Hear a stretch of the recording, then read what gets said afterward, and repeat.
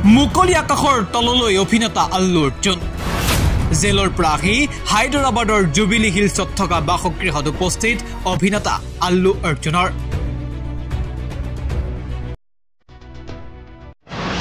আলিংগন আৰু মৰমৰ সুমাৰে পত্নীয়ে আদৰণি জনালে অভিনেতা আল্লু অৰ্জুনক অৱশেষত জামিন পালে অভিনেতা আল্লু অৰ্জুনে সমগ্ৰ দেশজুৰি এতিয়া পুষ্পাক লৈ ব্যাপক চৰ্চা পুষ্পাৰ জনপ্ৰিয়তা ক্ৰমত দেশজুৰি বৃদ্ধি পাইছে আৰু তাৰ মাজতে পুষ্পা খ্যাত আল্লু অৰ্জুনক গ্ৰেপ্তাৰ কৰিছিল আৰক্ষীয়ে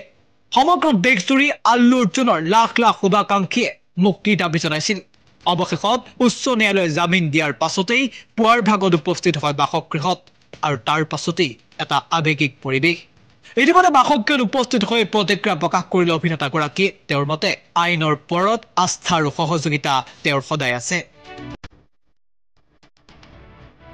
নেশ্যনেল ডেস্ক এনি টক্স